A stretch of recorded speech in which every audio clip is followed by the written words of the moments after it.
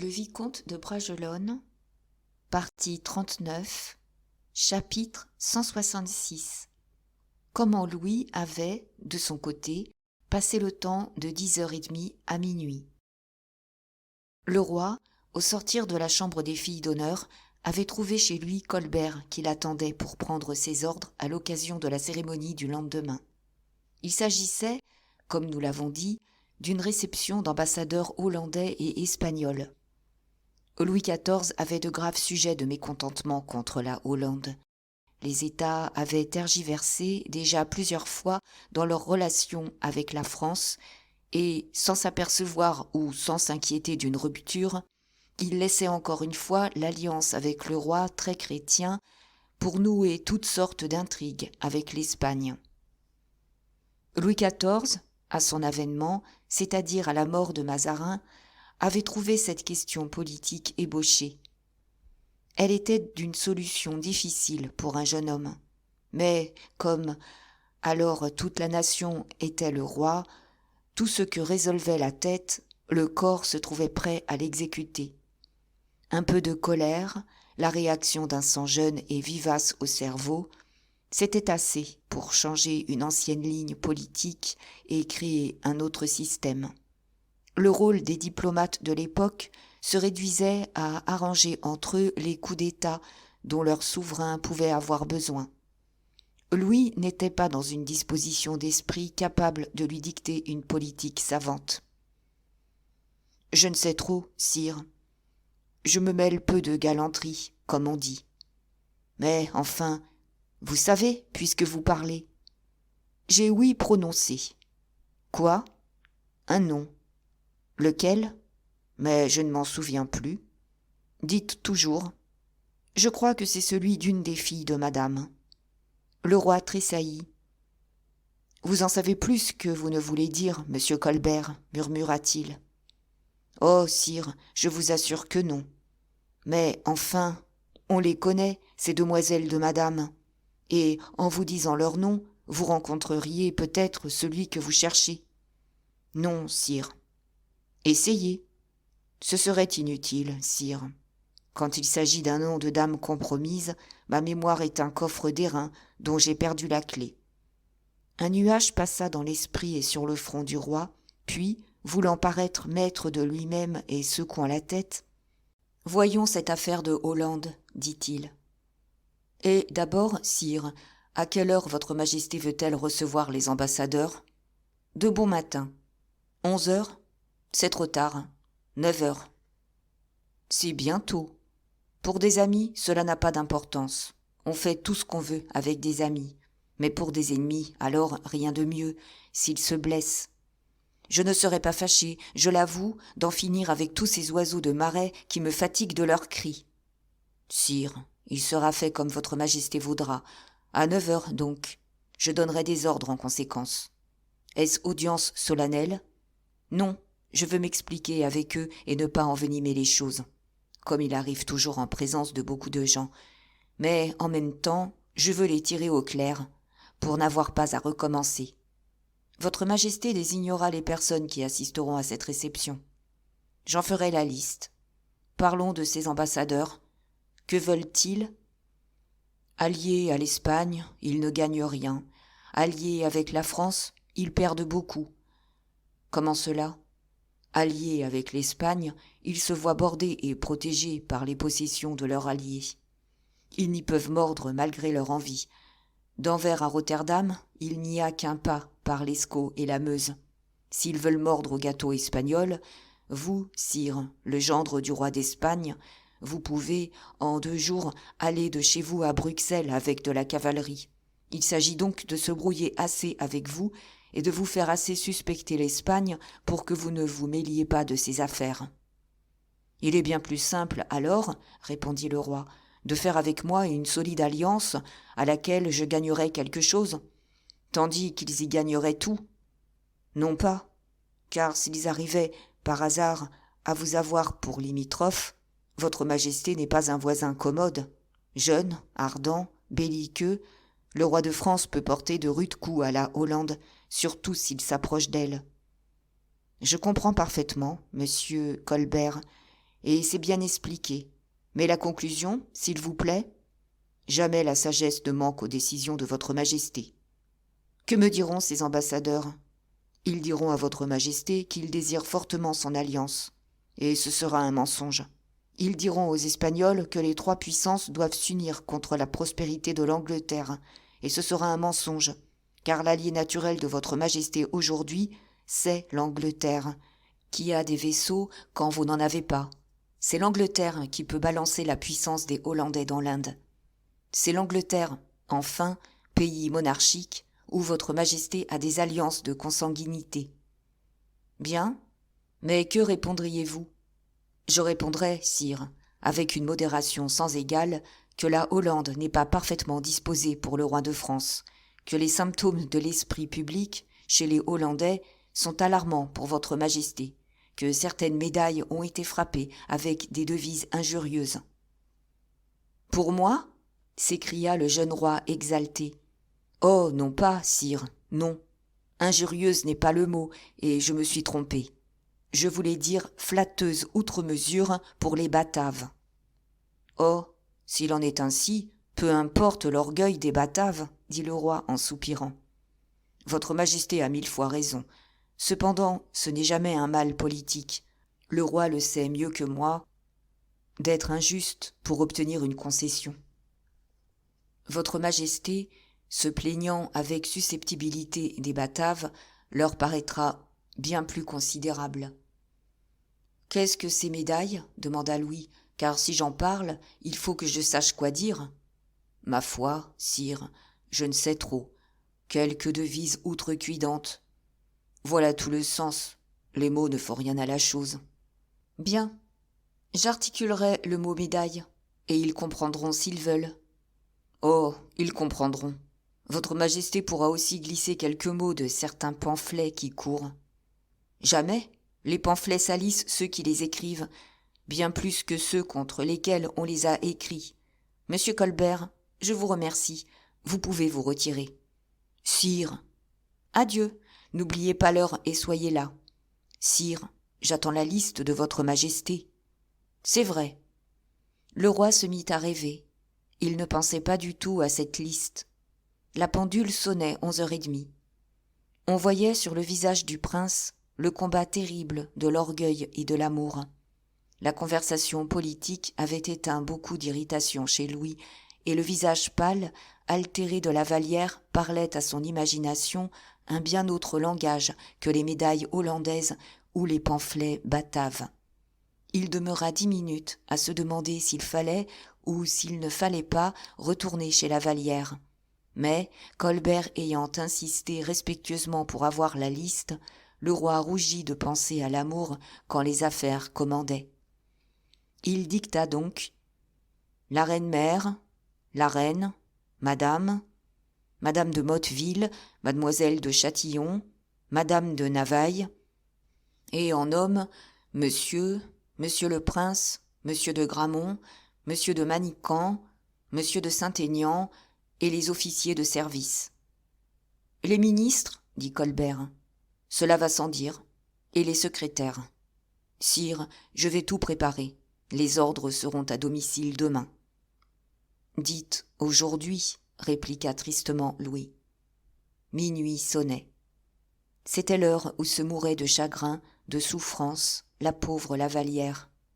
Le service du roi entra pour son coucher. La reine attendait depuis 1 heure. Louis passa chez elle avec un soupir, mais, tout en soupirant, il se félicitait de son courage. Il s'applaudissait d'être ferme en amour comme en politique. Chapitre 167. Les ambassadeurs. D'Artagnan, à peu de choses près, avait appris tout ce que nous venons de raconter, car il avait, parmi ses amis, tous les gens utiles de la maison, serviteurs officieux, fiers d'être salués par le capitaine des mousquetaires, car le capitaine était une puissance. Puis, en dehors de l'ambition, fiers d'être comptés pour quelque chose par un homme aussi brave que l'était D'Artagnan. D'Artagnan se faisait instruire ainsi tous les matins de ce qu'il n'avait pu voir ou savoir la veille. N'étant pas ubiquiste, de sorte que, de ce qu'il avait su par lui-même chaque jour, et de ce qu'il avait appris par les autres, il faisait un faisceau qu'il dénouait au besoin pour y prendre telle arme qu'il jugeait nécessaire. De cette façon, les 2 yeux de d'Artagnan lui rendaient le même office que les 100 yeux d'Argus. Secret politique, secret de ruelle, propos échappés aux courtisans à l'issue de l'antichambre, ainsi d'Artagnan savait tout et renfermait tout dans le vaste et impénétrable tombeau de sa mémoire, à côté des secrets royaux si chèrement achetés, gardés si fidèlement. Il sut donc l'entrevue avec Colbert. Il sut donc le rendez-vous donné aux ambassadeurs pour le matin. Il sut donc qu'il y serait question de médailles, et, tout en reconstruisant la conversation sur ces quelques mots venus jusqu'à lui, il regagna son poste dans les appartements pour être là au moment où le roi se réveillerait. Le roi se réveilla de fort bonne heure, ce qui prouvait que, lui aussi, de son côté, avait assez mal dormi. Vers 7 heures, il entr'ouvrit doucement sa porte. D'Artagnan était à son poste. Sa Majesté était pâle et paraissait fatiguée. Au reste, sa toilette n'était point achevée. « Faites appeler monsieur de Saint-Aignan, dit-il. De Saint-Aignan s'attendait sans doute à être appelé, car lorsqu'on se présenta chez lui, il était tout habillé. De Saint-Aignan se hâta d'obéir et passa chez le roi. Un instant après, le roi et de Saint-Aignan passèrent. Le roi marchait le premier. D'Artagnan était à la fenêtre donnant sur les cours. Il n'eut pas besoin de se déranger pour suivre le roi des yeux.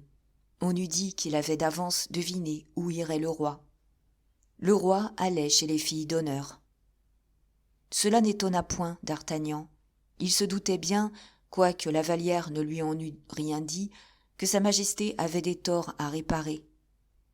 De Saint-Aignan le suivait comme la veille, un peu moins inquiet, un peu moins agité cependant, car il espérait qu'à 7 heures du matin, il n'y avait encore que lui et le roi d'éveillés parmi les augustes hôtes du château. D'Artagnan était à sa fenêtre, insouciant et calme. On eût juré qu'il ne voyait rien et qu'il ignorait complètement quels étaient ces 2 coureurs d'aventure qui traversaient les cours enveloppés de leurs manteaux. Et cependant d'Artagnan, tout en ayant l'air de ne les point regarder, ne les perdait point de vue, et, tout en sifflotant cette vieille marche des mousquetaires qu'il ne se rappelait que dans les grandes occasions, devinait et calculait d'avance toute cette tempête de cris et de colère qui allait s'élever au retour. En effet, le roi entrant chez la Vallière et trouvant la chambre vide et le lit intact, le roi commença de s'effrayer et appela Montalais. Montalais accourut, mais son étonnement fut égal à celui du roi. Tout ce qu'elle put dire à sa Majesté, c'est qu'il lui avait semblé entendre pleurer la Vallière une partie de la nuit, mais, sachant que sa Majesté était revenue, elle n'avait osé s'informer. « Mais, demanda le roi, où croyez-vous qu'elle soit allée ?»« Sire, répondit Montalais, Louise est une personne fort sentimentale, et souvent je l'ai vue se lever avant le jour et aller au jardin. Peut-être y sera-t-elle ce matin ?» La chose parut probable au roi, qui descendit aussitôt pour se mettre à la recherche de la fugitive. D'Artagnan le vit paraître, pâle et causant vivement avec son compagnon. Il se dirigea vers les jardins. De Saint-Aignan le suivait, tout essoufflé.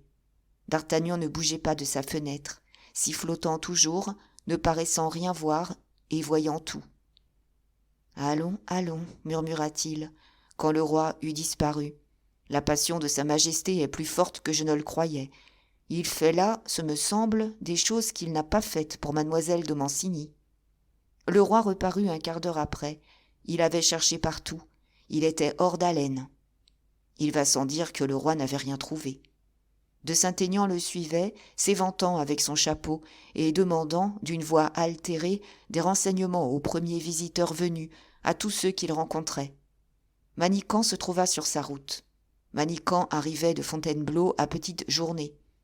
Où les autres avaient mis 6 heures, il en avait mis, lui, 24. « Avez-vous vu mademoiselle de la Vallière ?» lui demanda de Saint-Aignan. Ce à quoi Manicamp, toujours rêveur et distrait, répondit croyant qu'on lui parlait de Guiche.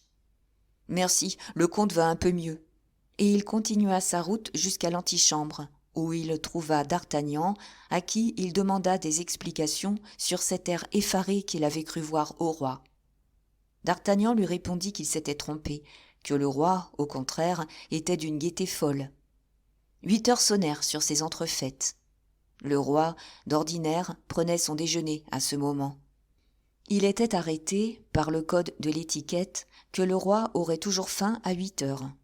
Il se fit servir sur une petite table, dans sa chambre à coucher, et mangea vite.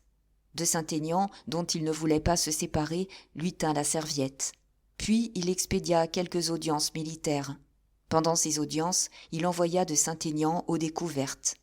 Puis, toujours occupé, toujours anxieux, toujours guettant le retour de Saint-Aignan, qui avait mis son monde en campagne et qui s'y était mis lui-même, le roi atteignit 9 heures. À 9 heures sonnantes, il passa dans son cabinet. Les ambassadeurs entraient eux-mêmes au premier coup de ces 9 heures. Au dernier coup, les reines et madame parurent. Les ambassadeurs étaient 3 pour la Hollande, 2 pour l'Espagne. Le roi jeta sur eux un coup d'œil et salua. En ce moment aussi, de Saint-Aignan entrait.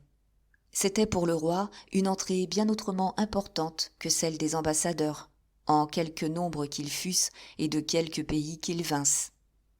Aussi, avant toute chose, le roi fit-il à de Saint-Aignan un signe interrogatif, auquel celui-ci répondit par une négation décisive. Le roi faillit perdre tout courage. Mais, comme les reines, les grands et les ambassadeurs avaient les yeux fixés sur lui, il fit un violent effort et invita les derniers à parler. Alors un des députés espagnols fit un long discours dans lequel il vantait les avantages de l'alliance espagnole. Le roi l'interrompit en lui disant « Monsieur, j'espère que ce qui est bien pour la France doit être très bien pour l'Espagne. » Ce mot, et surtout la façon péremptoire dont il fut prononcé, fit pâlir l'ambassadeur et rougir les 2 reines, qui, espagnoles l'une et l'autre, se sentirent, par cette réponse, blessées dans leur orgueil de parenté et de nationalité. L'ambassadeur hollandais prit la parole à son tour et se plaignit des préventions que le roi témoignait contre le gouvernement de son pays. Le roi l'interrompit. « Monsieur, dit-il, il est étrange que vous veniez vous plaindre, lorsque c'est moi qui ai sujet de me plaindre, et cependant, vous le voyez, je ne le fais pas. »« Vous plaindre, sire » demanda le Hollandais, « et de quelle offense ?» Le roi sourit avec amertume. « Me blâmerez-vous, par hasard, monsieur, dit-il, d'avoir des préventions contre un gouvernement qui autorise et protège les insulteurs publics ? Sire, je vous dis, reprit le roi en s'irritant de ses propres chagrins, bien plus que de la question politique, je vous dis que la Hollande est une terre d'asile pour quiconque me hait et surtout pour quiconque m'injurie. Oh, sire!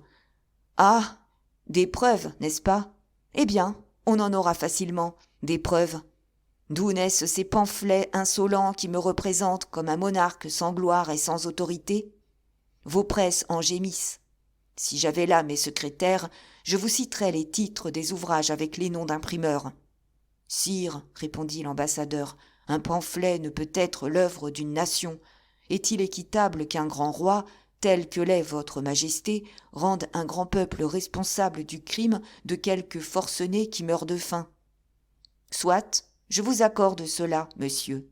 Mais quand la monnaie d'Amsterdam frappe des médailles à ma honte, est-ce aussi le crime de quelque forcené ? » « Des médailles » balbutia l'ambassadeur.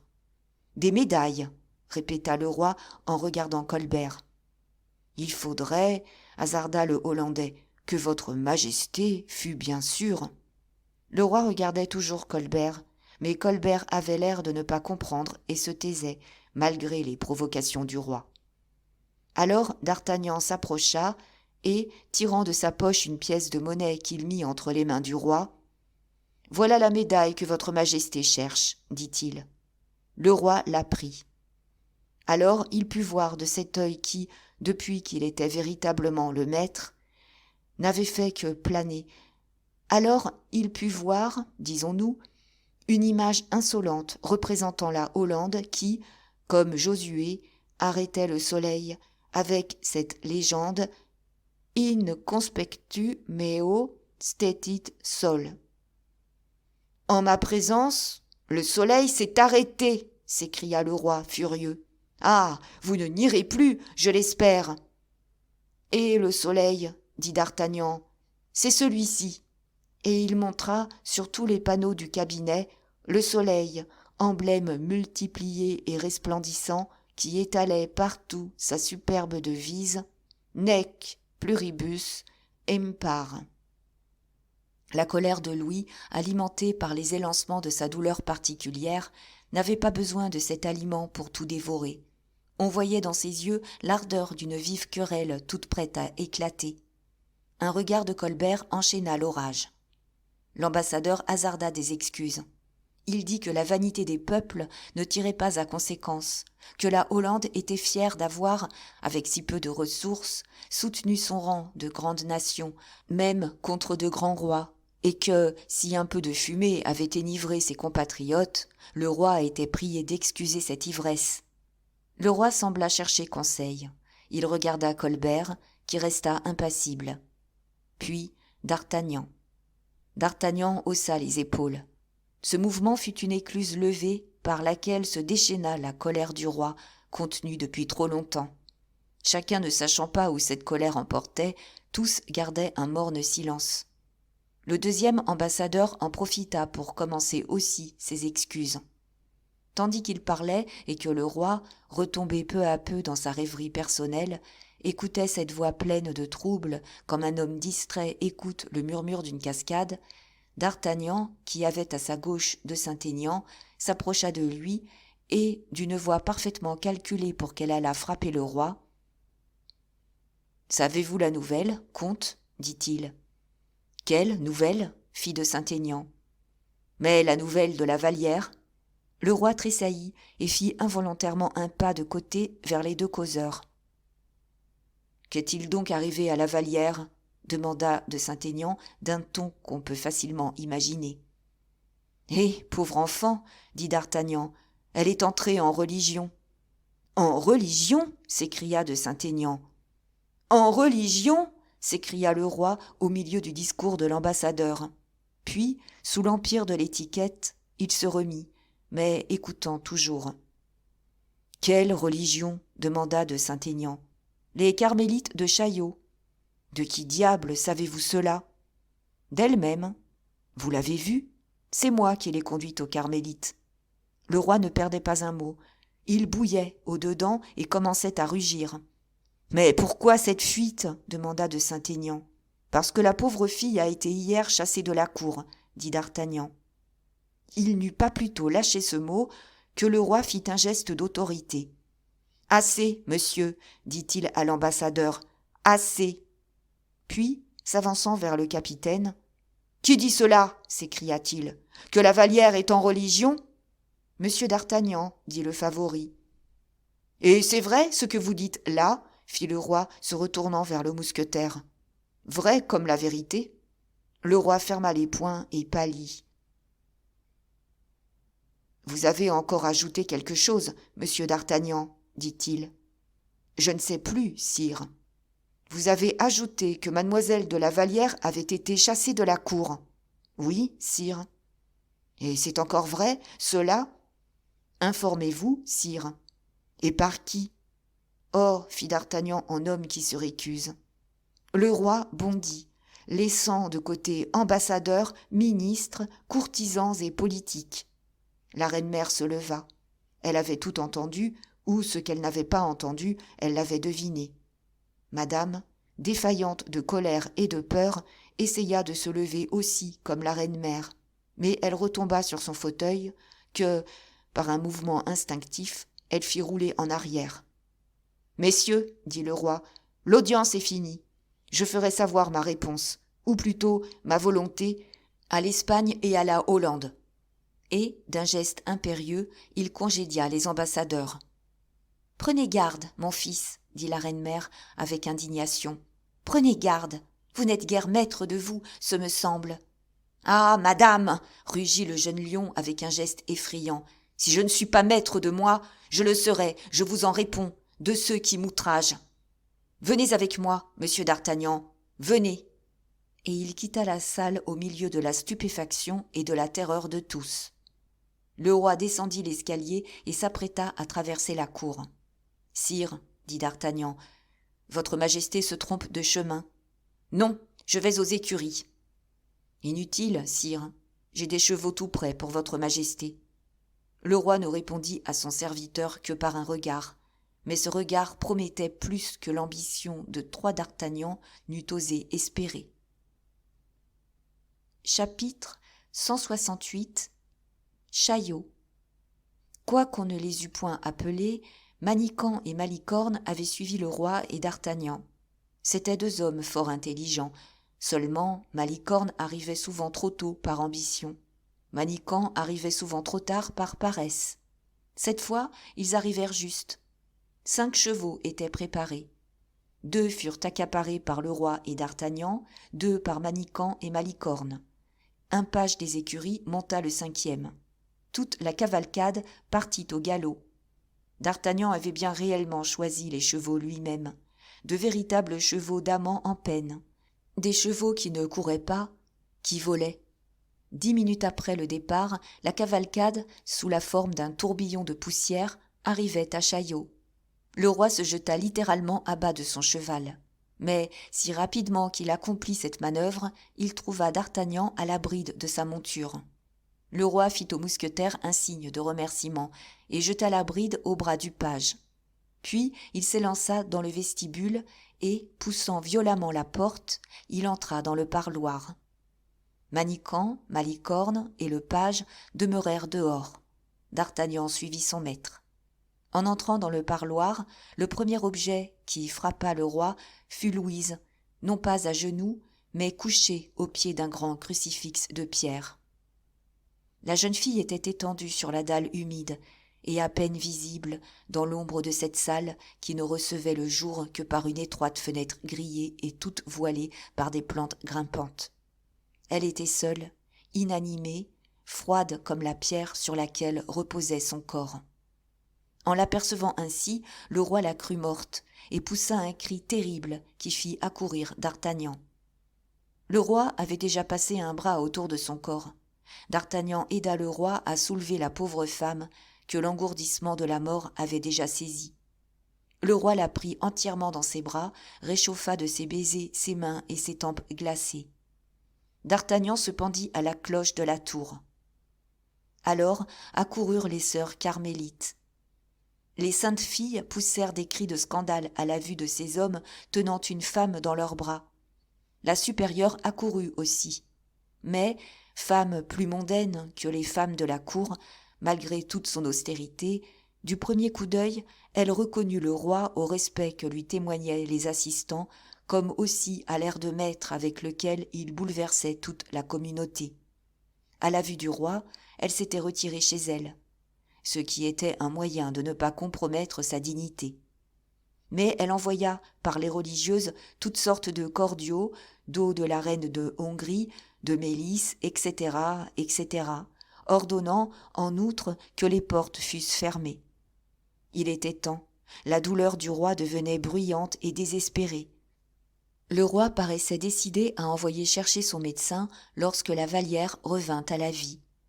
En rouvrant les yeux, la première chose qu'elle aperçut fut le roi, à ses pieds. Sans doute elle ne le reconnut point, car elle poussa un douloureux soupir. Louis la couvait d'un regard avide. Enfin, ses yeux errants se fixèrent sur le roi. Elle le reconnut et fit un effort pour s'arracher de ses bras. « Eh quoi » murmura-t-elle. « Le sacrifice n'est donc pas encore accompli ?»« Oh non, non » s'écria le roi. « Et il ne s'accomplira pas. C'est moi qui vous le jure. » Elle se releva, faible et toute brisée qu'elle était. « Il le faut, cependant, » dit-elle. « Il le faut. Ne m'arrêtez plus. »« Je vous laisserai vous sacrifier, moi ?» s'écria Louis. « Jamais, jamais !»« Bon, » murmura d'Artagnan, « il est temps de sortir. Du moment qu'il commence à parler, épargnons-leur les oreilles. » D'Artagnan sortit. Les 2 amants demeurèrent seuls.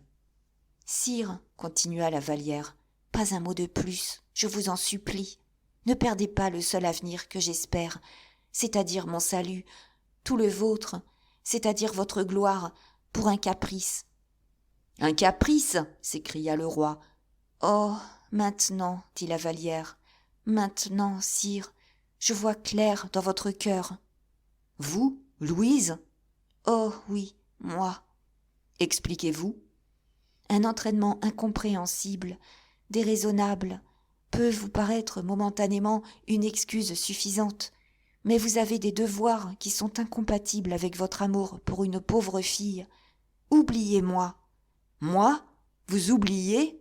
C'est déjà fait. Plutôt mourir. »« Sire, vous ne pouvez aimer celle que vous avez consenti à tuer cette nuit aussi cruellement que vous l'avez fait. »« Que me dites-vous ? Voyons, expliquez-vous. »« Que m'avez-vous demandé hier au matin ? Dites. De vous aimer ? Que m'avez-vous promis en échange ? De ne jamais passer minuit sans m'offrir une réconciliation quand vous auriez eu de la colère contre moi. »« Oh, pardonnez-moi, Louise, j'étais fou de jalousie. »« Sire, la jalousie est une mauvaise pensée, qui venait comme l'ivraie quand on l'a coupée. Vous serez encore jaloux, et vous achèverez de me tuer. Ayez la pitié de me laisser mourir. »« Encore un mot comme celui-là, mademoiselle, et vous me verrez expirer à vos pieds. »« Non, non, sire, je sais mieux ce que je vaux. Croyez-moi, et vous ne vous perdrez pas pour une malheureuse que tout le monde méprise. »« Oh, nommez-moi donc ceux-là que vous accusez. Nommez-les-moi. »« Je n'ai de plainte à faire contre personne, sire. Je n'accuse que moi. Adieu, sire. Vous vous compromettez en me parlant ainsi. »« Prenez garde, Louise. En me parlant ainsi, vous me réduisez au désespoir. Prenez garde. »« Oh, sire, sire, laissez-moi avec Dieu, je vous en supplie. »« Je vous arracherai à Dieu même. »« Mais auparavant, s'écria la pauvre enfant, arrachez-moi donc à ces ennemis féroces qui en veulent à ma vie et à mon honneur. Si vous avez assez de force pour aimer, ayez donc assez de pouvoir pour me défendre. Mais non, celle que vous dites aimer, on l'insulte, on la raille, on la chasse. » Et l'inoffensive enfant, forcée par sa douleur d'accuser, se tordait les bras avec des sanglots. « On vous a chassé ?» s'écria le roi. « Voilà la seconde fois que j'entends ce mot. »« Ignominieusement, sire. Vous le voyez bien, je n'ai plus d'autre protecteur que Dieu, d'autre consolation que la prière, d'autre asile que le cloître. »« Vous aurez mon palais, vous aurez ma cour. Oh, ne craignez plus rien, Louise.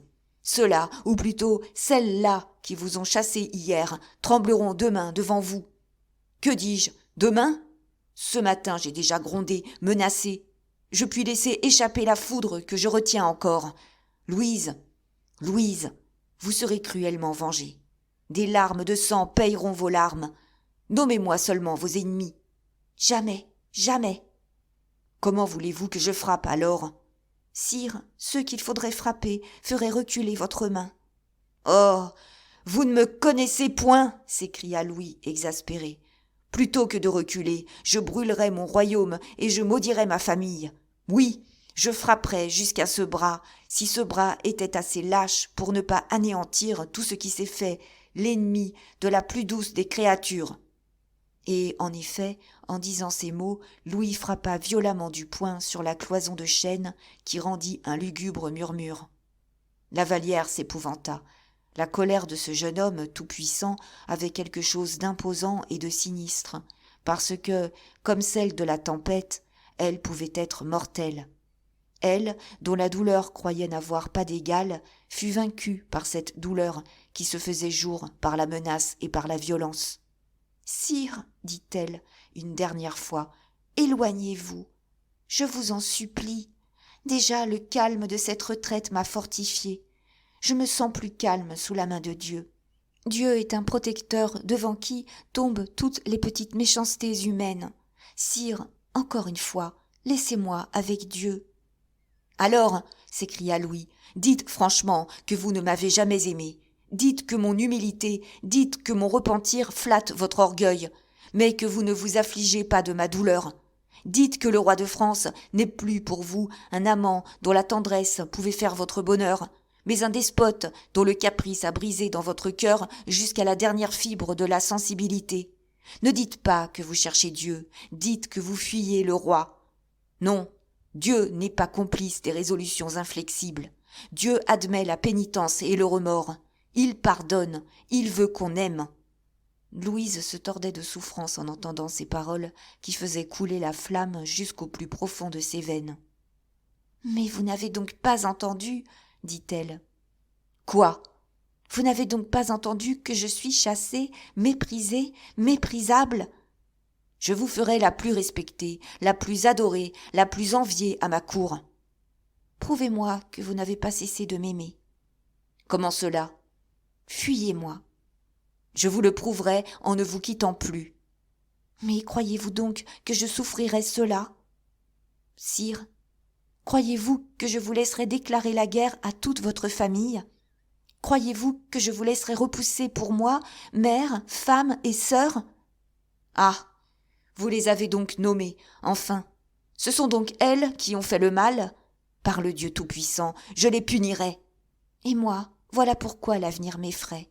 Voilà pourquoi je refuse tout. Voilà pourquoi je ne veux pas que vous me vengiez.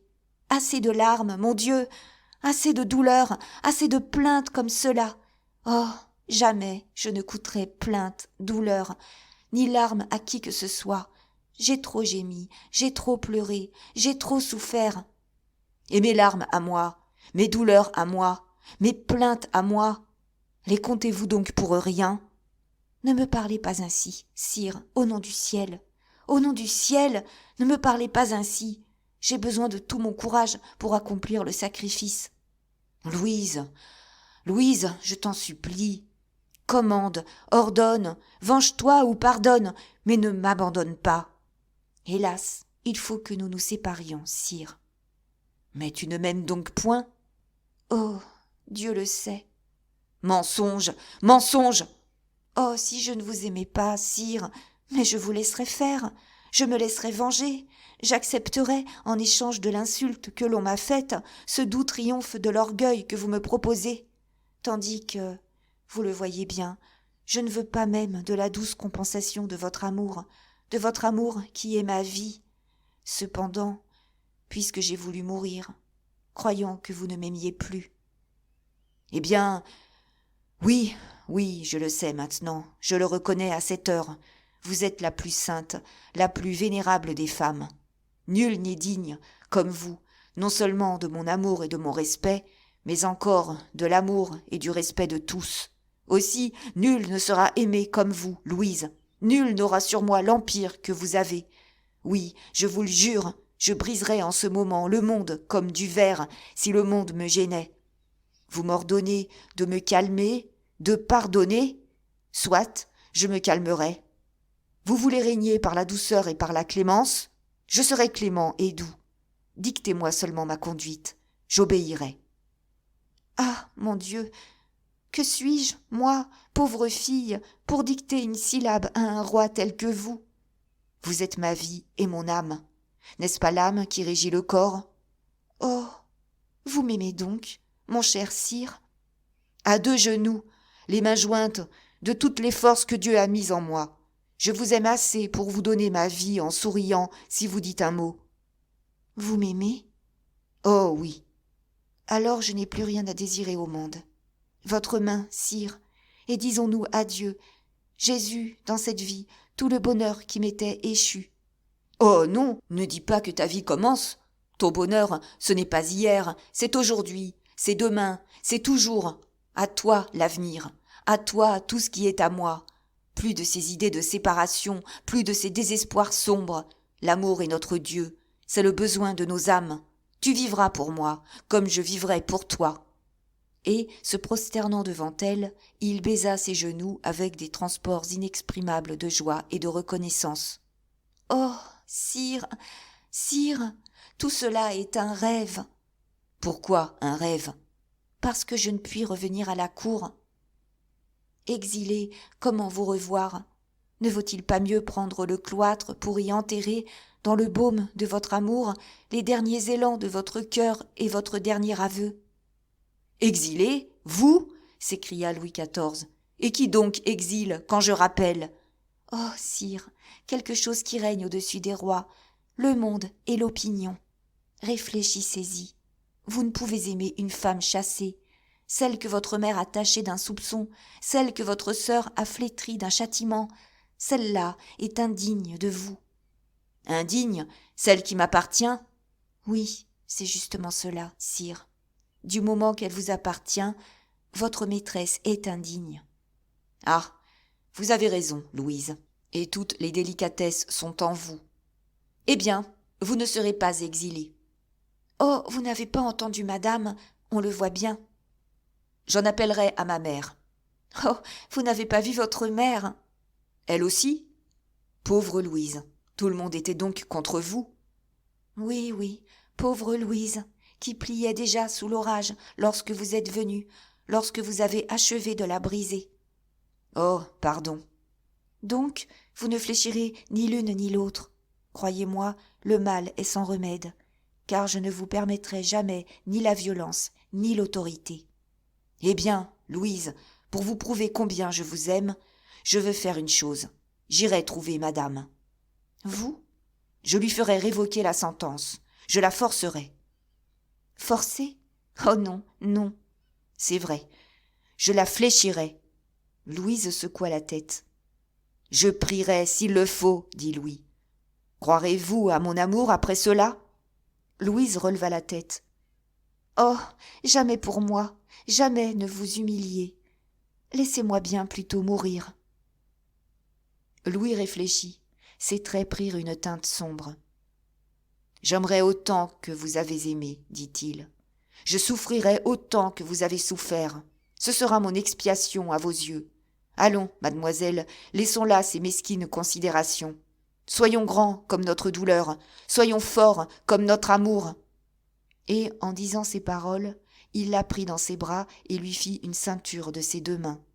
« Mon seul bien, ma vie, suivez-moi, dit-il.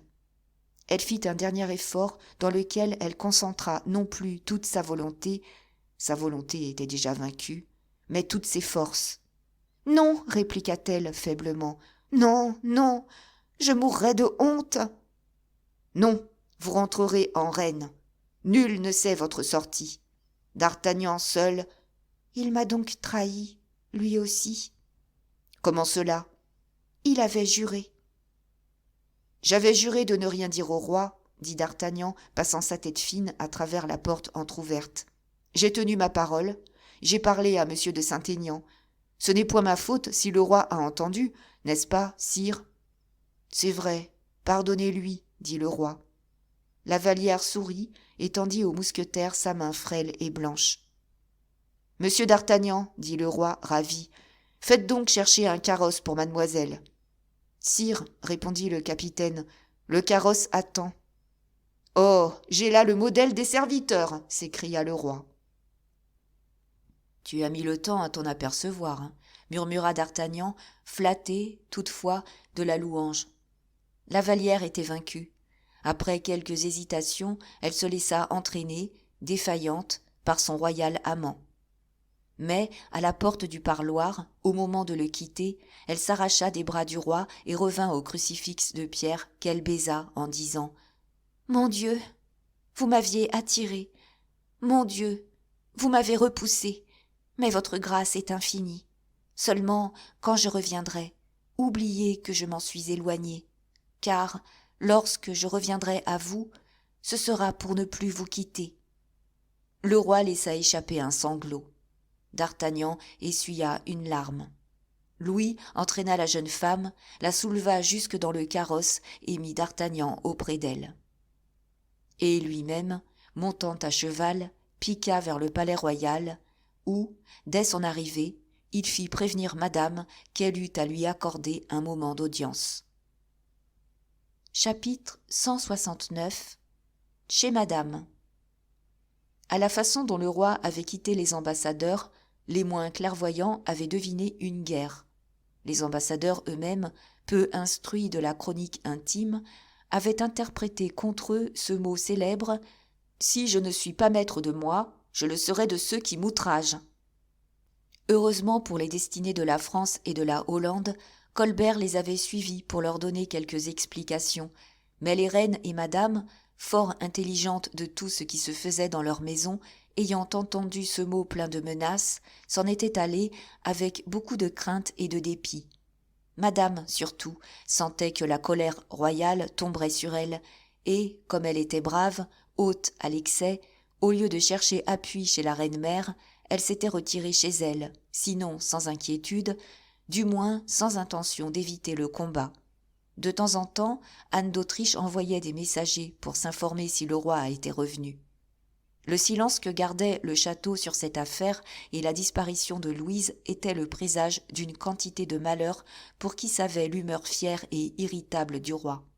Mais madame, tenant ferme contre tous ces bruits, se renferma dans son appartement, appela Montalais près d'elle et, de sa voix la plus émue, fit causer cette fille sur l'événement. Au moment où l'éloquente Montalais concluait avec toutes sortes de précautions oratoires et recommandait à madame la tolérance sous bénéfice de réciprocité, M. Malicorne parut chez madame pour demander une audience à cette princesse. Le digne ami de Montalais portait sur son visage tous les signes de l'émotion la plus vive. Il était impossible de s'y méprendre. L'entrevue demandée par le roi devait être un des chapitres les plus intéressants de cette histoire du cœur des rois et des hommes. Madame fut troublée par cette arrivée de son beau-frère. Elle ne l'attendait pas si tôt. Elle ne s'attendait pas surtout à une démarche directe de Louis. Or, les femmes, qui font si bien la guerre indirectement, sont toujours moins habiles et moins fortes quand il s'agit d'accepter une bataille en face. Madame, avons-nous dit, n'était pas de ceux qui reculent. Elle avait le défaut ou la qualité contraire. Elle exagérait la vaillance. Aussi, cette dépêche du roi apportée par Malicorne lui fit-elle l'effet de la trompette qui sonne les hostilités. Elle releva fièrement le gant. 5 minutes après, le roi montait l'escalier. Il était rouge d'avoir couru à cheval. Ses habits poudreux et en désordre contrastaient avec la toilette si fraîche et si ajustée de madame, qui, elle, pâlissait sous son rouge. Louis ne fit pas de préambule. Il s'assit, Montalais disparut. Madame s'assit en face du roi. « Ma sœur, dit Louis, vous savez que mademoiselle de la Vallière s'est enfuie de chez elle ce matin et qu'elle a été porter sa douleur, son désespoir, dans un cloître ?» En prononçant ces paroles, la voix du roi était singulièrement émue. « C'est votre majesté qui me l'apprend, » répliqua madame. « J'aurais cru que vous l'aviez appris ce matin, lors de la réception des ambassadeurs, » dit le roi. « À votre émotion, oui, sire, j'ai deviné qu'il se passait quelque chose d'extraordinaire, mais sans préciser. » Le roi était franc et allait au but. « Ma sœur, dit-il, pourquoi avez-vous renvoyé mademoiselle de la Vallière ?»« Parce que son service me déplaisait, » répliqua sèchement madame. Le roi devint pourpre, et ses yeux amassèrent un feu que tout le courage de madame eut peine à soutenir. Il se contint pourtant et ajouta « Il faut une raison bien forte, ma sœur, à une femme bonne comme vous, pour expulser et déshonorer non seulement une jeune fille, mais toute la famille de cette fille. Vous savez que la ville a les yeux ouverts sur la conduite des femmes de la cour. Renvoyer une fille d'honneur, c'est lui attribuer un crime, une faute tout au moins. Quel est donc le crime, quelle est donc la faute de mademoiselle de la Vallière ?»« Puisque vous vous faites le protecteur de mademoiselle de la Vallière, répliqua froidement madame, je vais vous donner des explications que j'aurai le droit de ne donner à personne. »« Pas même au roi ?» s'écria Louis en se couvrant par un geste de colère. « Vous m'avez appelé votre sœur, dit madame, et je suis chez moi. »« N'importe, dit le jeune monarque, honteux d'avoir été emporté. Vous ne pouvez dire, madame, et nul ne peut dire dans ce royaume qu'il a le droit de ne pas s'expliquer devant moi. »« Puisque vous le prenez ainsi, dit madame avec une sombre colère, il me reste à m'incliner devant votre majesté et à me taire. »« Non, n'équivoquons point. La protection dont vous couvrez mademoiselle de la Vallière m'impose le respect. »« N'équivoquons point, vous dis-je. Vous savez bien que, chef de la noblesse de France, je dois compte à tous de l'honneur des familles.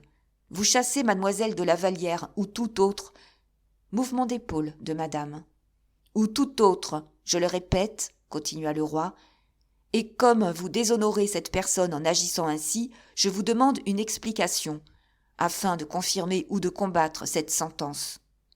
Combattre ma sentence ? S'écria madame avec hauteur. Quoi ?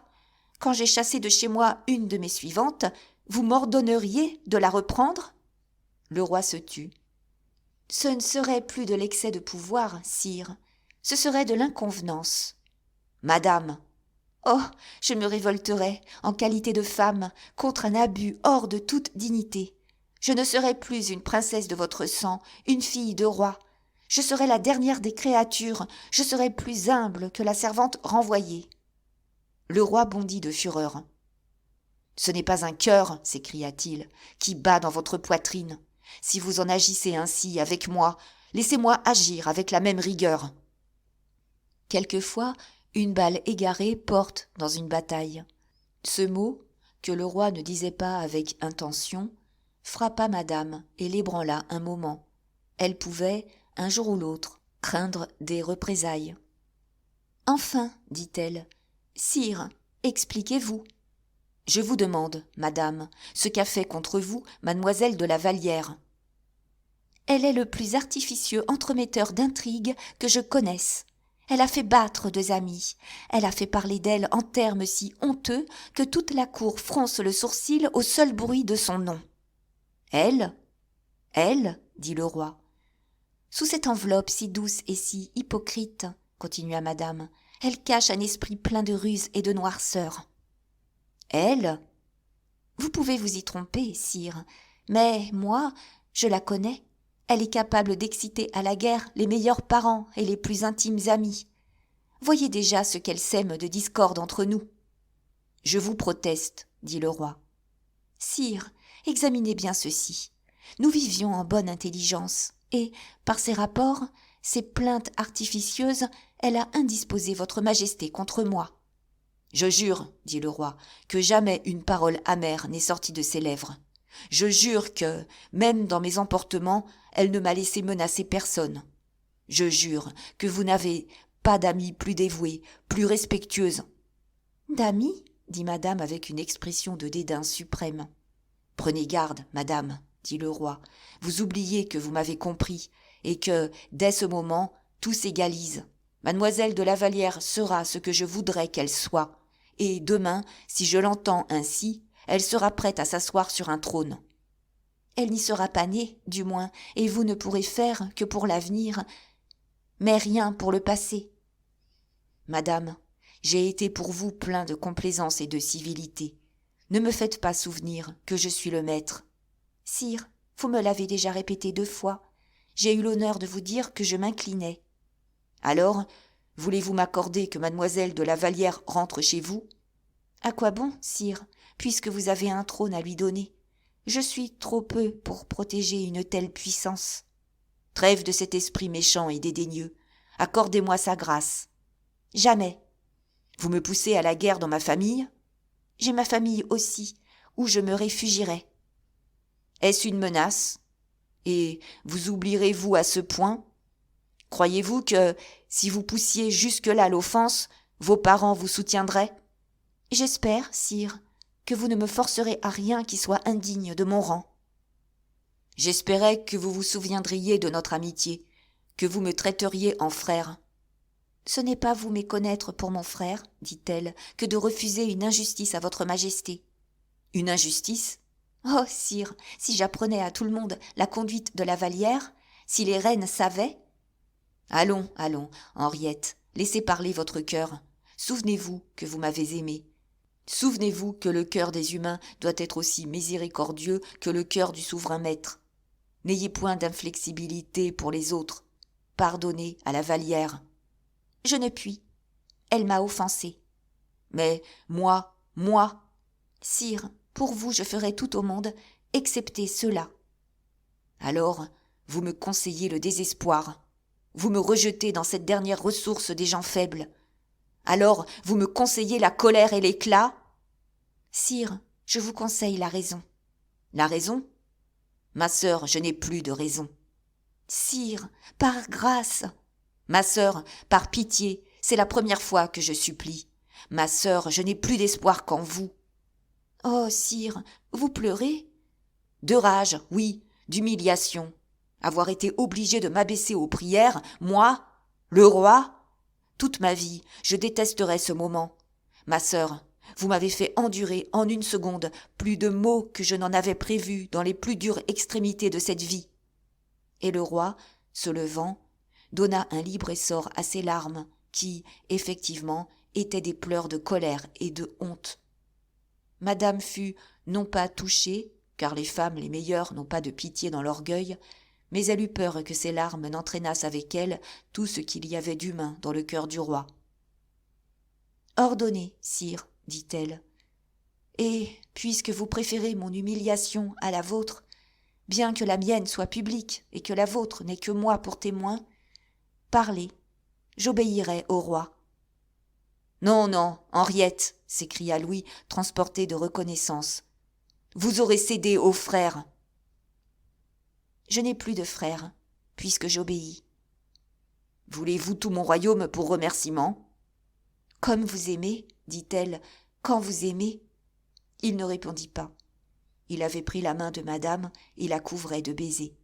« Ainsi, dit-il, vous recevrez cette pauvre fille, vous lui pardonnerez, vous reconnaîtrez la douceur, la droiture de son cœur. »« Je la maintiendrai dans ma maison. »« Non, vous lui rendrez votre amitié, ma chère sœur. »« Je ne l'ai jamais aimée. »« Eh bien, pour l'amour de moi, vous la traiterez bien, n'est-ce pas, Henriette ? » ?»« Soit, je la traiterai comme une fille à vous. » Le roi se releva.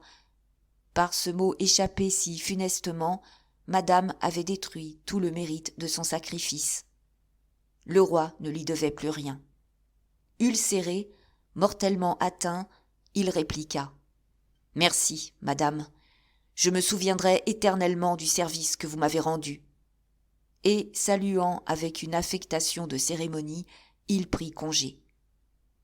En passant devant une glace, il vit ses yeux rouges et frappa du pied avec colère. Mais il était trop tard. Malicorne et d'Artagnan, placés à la porte, avaient vu ses yeux. « Le roi a pleuré, » pensa Malicorne. D'Artagnan s'approcha respectueusement du roi. « Sire, dit-il tout bas, il vous faut prendre le petit degré pour rentrer chez vous. »« Pourquoi ? » ?»« Parce que la poussière du chemin a laissé des traces sur votre visage, » dit d'Artagnan. « Allez, sire, allez. » Mordiou, pensa-t-il, quand le roi eut cédé comme un enfant. Gare à ceux qui feront pleurer celle qui fait pleurer le roi. Chapitre 170. Le mouchoir de mademoiselle de la Vallière. Madame n'était pas méchante. Elle n'était qu'emportée. Le roi n'était pas imprudent. Il n'était qu'amoureux. À peine tous deux eurent-ils fait cette sorte de pacte qui aboutissait au rappel de la Vallière que l'un et l'autre cherchèrent à gagner sur le marché. Le roi voulut voir la Vallière à chaque instant du jour. Madame, qui sentait le dépit du roi depuis la scène des supplications, ne voulait pas abandonner la Vallière sans combattre. Elle semait donc les difficultés sous les pas du roi. En effet, le roi, pour obtenir la présence de sa maîtresse, devait être forcé de faire la cour à sa belle-sœur.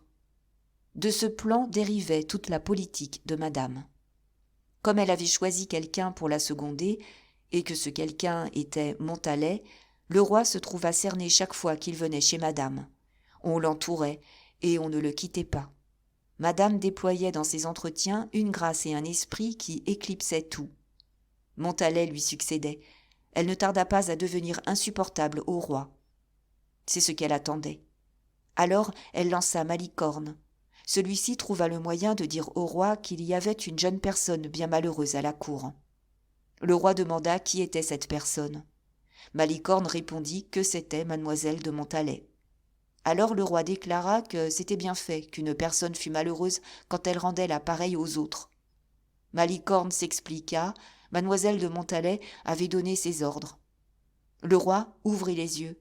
il remarqua que madame, sitôt que sa majesté paraissait aussi, qu'elle était dans les corridors jusqu'après le départ du roi, qu'elle le reconduisait de peur qu'il ne parlât dans les antichambres à quelqu'une des filles.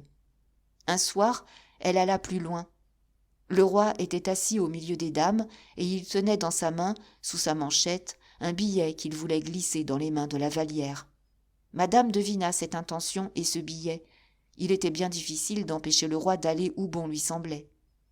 Cependant, il fallait l'empêcher d'aller à la Vallière, de lui dire bonjour et de laisser tomber le billet sur ses genoux, derrière son éventail ou dans son mouchoir. Le roi, qui observait aussi, se douta qu'on lui tendait un piège. Il se leva et transporta son fauteuil sans affectation près de mademoiselle de Châtillon, avec laquelle il badina. On faisait des bouts rimés. De mademoiselle de Châtillon, il alla vers Montalet, puis vers mademoiselle de Tonnay-Charente. Alors, par cette manœuvre habile, il se trouva assis devant la Vallière, qu'il masquait entièrement. Madame feignait une grande occupation. Elle rectifiait un dessin de fleurs sur un canevas de tapisserie.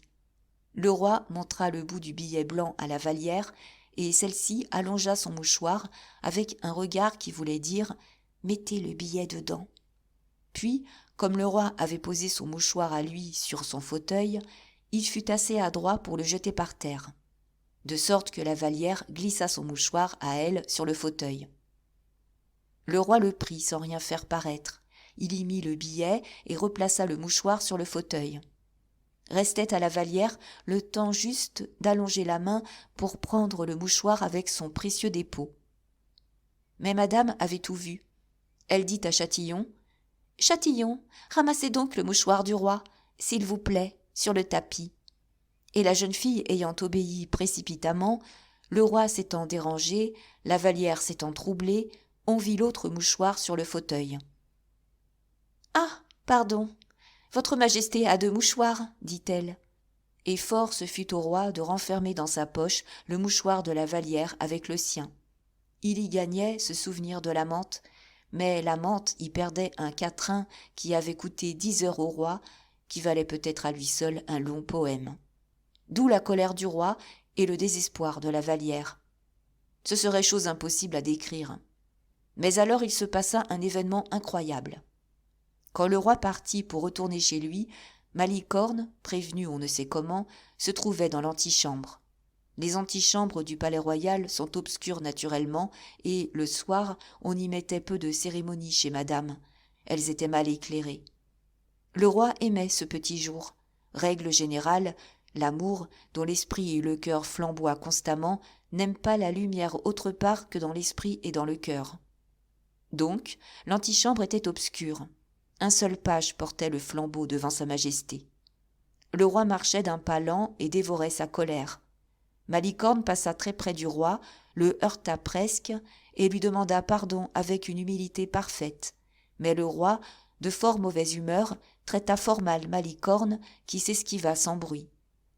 Louis se coucha, ayant eu ce soir-là quelques petites querelles avec la reine, et le lendemain, au moment où il passait dans son cabinet, le désir lui vint de baiser le mouchoir de la Vallière. Il appela son valet de chambre. « Apportez-moi, dit-il, l'habit que je portais hier. Mais ayez bien soin de ne toucher à rien de ce qu'il pourrait contenir. » L'ordre fut exécuté, le roi fouilla lui-même dans la poche de son habit. Il n'y trouva qu'un seul mouchoir, le sien. Celui de la Vallière avait disparu. Comme il se perdait en conjectures et en soupçons, une lettre de la Vallière lui fut apportée. Elle était conçue en ces termes. « Qu'il est aimable à vous, mon cher seigneur, de m'avoir envoyé ces beaux vers, que votre amour est ingénieux et persévérant. Comment ne seriez-vous pas aimé ?» « Qu'est-ce que cela signifie ?» pensa le roi. « Il y a méprise ?» « Cherchez bien, dit-il au valet de chambre, un mouchoir qui devait être dans ma poche, et si vous ne le trouvez pas, et si vous y avez touché… » Il se ravisa.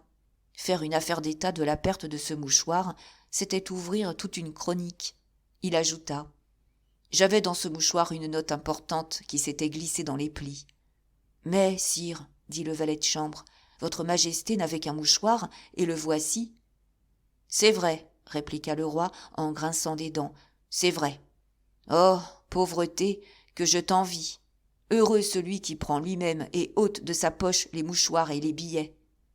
Il relut la lettre de la Vallière en cherchant par quel hasard le quatrain pouvait être arrivé à son adresse.